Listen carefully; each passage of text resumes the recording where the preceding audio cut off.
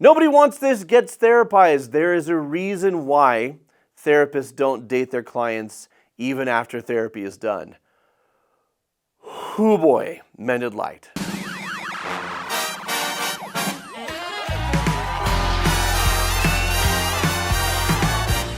All right, season 2 of Nobody Wants This. Morgan is the sister of our protagonist, Joanne, and there's a whole storyline here of Morgan dating her therapist that I have so many thoughts on. Mixed feelings, folks, but it is instructive. Here's why you don't date your therapists. And here's some delicious rice. Oh, baby, can you pour me some water so I don't get dehydrated? Of course, Principessa. Thank you. Of course, come here. I'm So here. beautiful. So cute.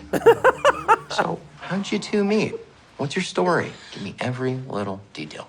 Okay, Well, you go. okay. We met in therapy. Group therapy. Well, no, not group therapy. But that's cool. Keep guessing. The waiting room. No, getting warmer though. Yeah.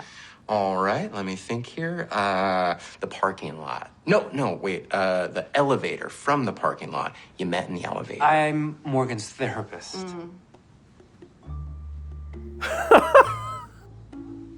Oh. I wasn't warm at all. I mean, he's not my therapist anymore. No, Yeah. of course. I'm of obviously course. not a therapist anymore. Yeah, we had our closeout session last week. It Of was course. Really intense. He cried. No, I didn't cry. I wept. You did. And you make No, that's wrong. Hallmark That's movie where unethical. two people pretend to be a couple And for a he's big going to lose family his license. gathering. He should lose his I love license. that movie. Melissa Joan Hart. People Because say I look this like is her. not kosher or allowed. I can see. Hello. And everybody knows Hey this. guys. Was just chatting with Morgan and Dr. Andy. I knew it. He's not a real doctor. Hmm? I couldn't imagine letting that guy operate on me. He's probably a chiropractor. He's or your something. therapist. What? Yep. Dr. Andy is Morgan's therapist. I kissed my therapist once, but he said it was a trust exercise.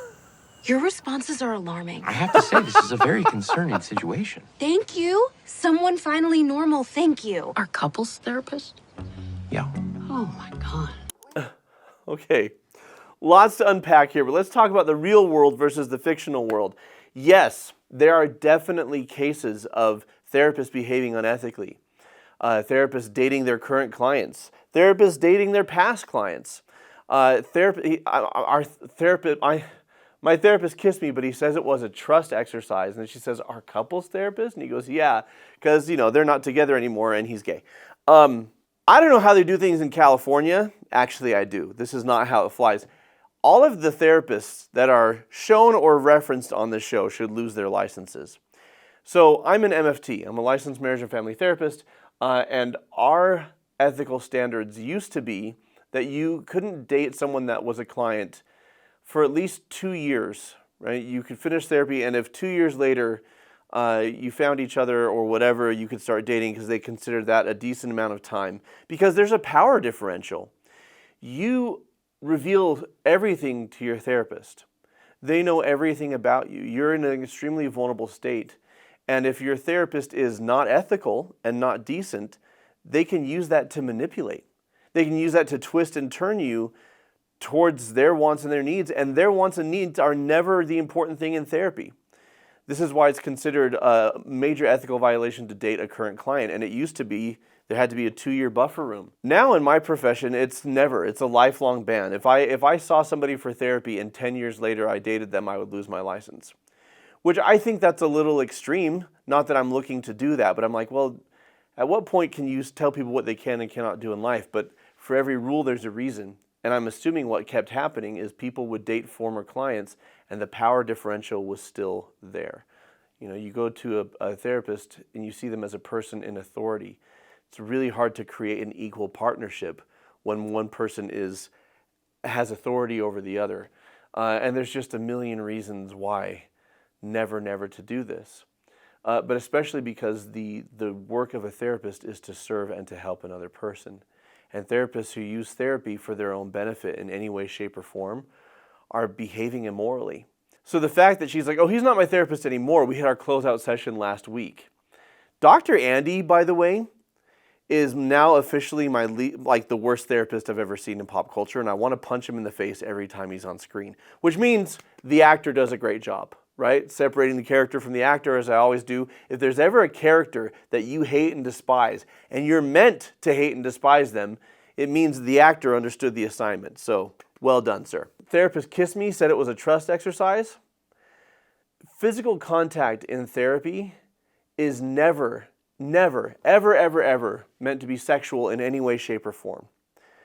Anything beyond a handshake or a fist bump is a gray area. So when it comes to hugging and things like that, it's considered a gray area. And sometimes a therapist could be like, you need a hug.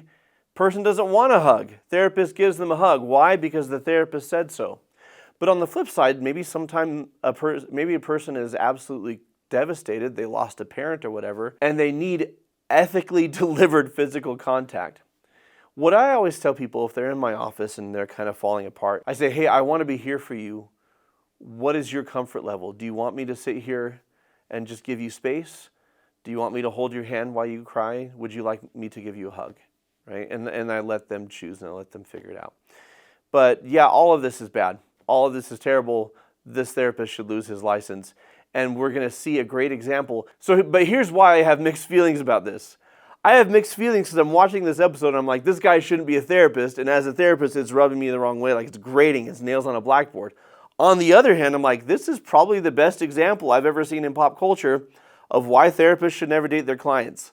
Let's keep exploring what Andy does that is just an abuse of power. So it's Valentine's Day. Morgan's already having second thoughts because Dr. Andy, gave her a key, says let's move in together, and they've only been dating like 2 weeks. He is going really fast with this, and so she's about to draw a boundary line when he surprises her on Valentine's Day. Oh, what do you think of these right here? Yeah, I love them. And they're yours. Sorry, what do you mean? A friend of mine did cross-pollination, and I arranged to have them named after you. The Morkid. Oh, my God. Dr. Andy, this is way too much, No, okay? hold on. I just have Morgan, to tell hold on you one that- second. Hold on. Just look at me for a second, okay? I know there's a tough, cynical woman inside of you, and she's shouting no to all of this. But these flowers are not for that woman. These are for the Morgan whose parents didn't bring a single flower when she started Memoirs of a Geisha, 9th grade. Oh, my God. I can't believe you remembered that. Are you kidding me? Of course I do. Ugh. That was in session. Okay, let's do it. Come on. Yeah, let's move in. Come on. Are you serious? I'm serious. Oh, my God. He just used something she disclosed in a therapy session, seeking his help psychologically. He used that to persuade her to move in with him when she was clearly having doubts and reservations. A therapist's job, we're in the health field. Do no harm, right? That applies to us. He's not listening. And he knows better. He should know better. He's putting his wants and his needs before hers. He's manipulating her, using things that she told him in confidence, all to achieve what he wants. And whether he is malicious and nefarious or just utterly clueless, which, by the way, if he's this clueless, I guarantee he's terrible at his job. Terrible. And he's hurting people whether he means to or not. But this is a reason therapists shouldn't date their clients. Also, he's been love bombing her all Valentine's Day. And why do people love bomb? Maybe because they care. Sure, there's affection there, there's attraction there, there's attachment there, but also I don't want to give you time to consider your doubts. I don't want to give you time to change your mind. I'm that insecure that I have to consistently hit you with all this so that you feel obligated. Love bombing comes with strings. It's so that in order to break up with me, you have to negate all of these thoughtful things I did for you. What kind of monster would do that? It's a terrible position to put somebody in. It's coercion in the guise of love. bullcrap. Let's keep going. Well, thank you for a perfectly gorgeous lunch date. And thank you for teaching me how to pronounce salad niçoise. Niçoise. Are you sure there's a... No, it's I thought you niçoise. said... Okay. I have about 15 minutes to my next patient. I gotta tell you about this guy. Really interesting. Extreme kleptomaniac. It's wild. Wait, isn't that supposed to be confidential, though? I know. Patient confidentiality is one of the things that Freud was wrong about. He was wrong about a lot of things. Andy? This guy... He was, Andy? but not that. Elena. Oh, my God. You look stunning. So do you. Look at your hair. Your skin. Are you getting younger on me? Only in spirit. Uh-huh. But thank you. So wait, how do you guys know each other? She's my We ex-patient. dated. She was my I ex-patient. forgot about that. We did. We I did. forgot about that. I should go. It's nice seeing Forgot that you Nice to dated, meet I'll see you. and you use your That was hilarious. practice as a dating pool. Was it? I thought that I was the only patient you dated. Honestly, it wasn't even a thing. It was like 6 months or something, so. Oh, okay. I mean, 6 months is a little longish to forget, but sure, okay. Morgan, It's fine. I don't even think of her like that. It was... You see why I want to punch this guy? So it's really hard when therapists abuse their power, because basically to bring them down, you have to report them. You have to report them to HIPAA, report them to the licensing office, report them to, for me, for a marriage and family therapist like me, it's the AAMFT. You have to report them and demonstrate that they have violated, that they have breached their code of ethics. This is a huge violation of trust. Also an indicator that, how do you date someone for 6 months and forget about it? How do you use your caseload as a dating pool?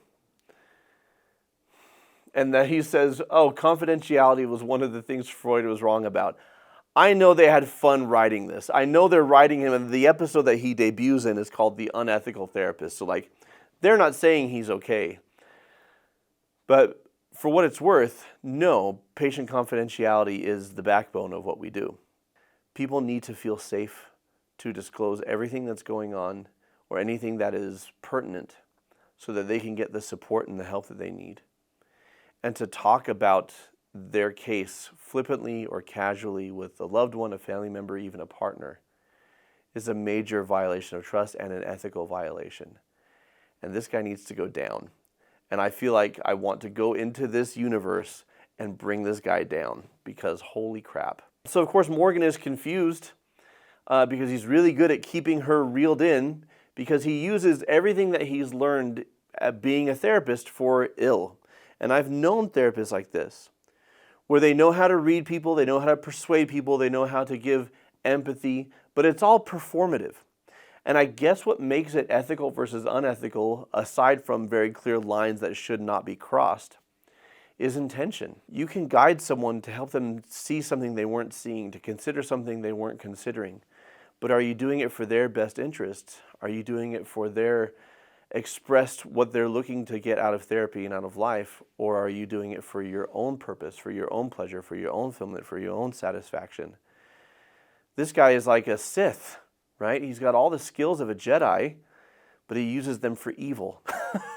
That's how I see Andy, no matter how nice he seems. And Morgan finally gains the strength to kick him to the curb. I'm doing it. It's over. It's over, Andy. It's over. Okay? No more.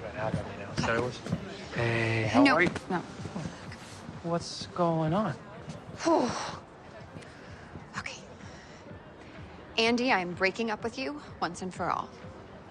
Whoa, Morgan, I know that you're scared, Don't but... do that, okay? I'm not scared.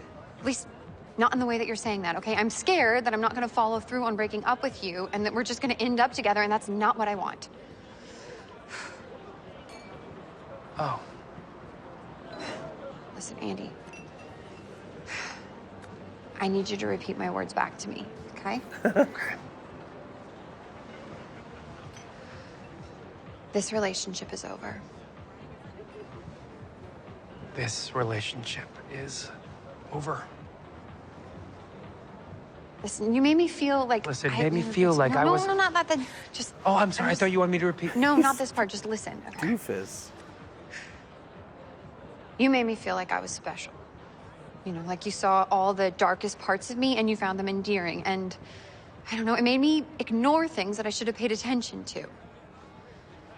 And if I'm being really honest with myself, Joanne's relationship made me rush into this with you, and I wanted to catch up with her, but that's not how I want to live my life.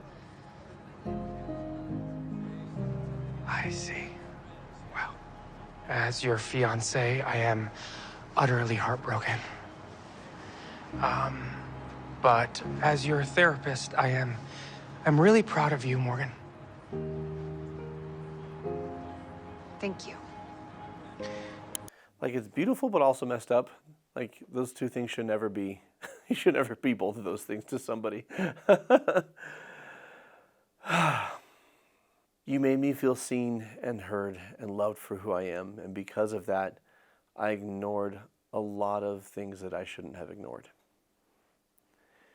Morgan is showing real maturity here. Morgan is saying this is wrong and I don't want it. It takes guts to stand up to anybody. It takes guts to assert who you are and what you want. It takes guts whether that person is a scary jerk that you're worried about how they'll react, or if they're a nice, decent person and you're scared of hurting them, or in the case of Andy, if they're kind of both. I think as a man, he's probably okay. Like, there's goodness there, there's kindness there, there's sincerity there. As a therapist, I think he's a dog turd.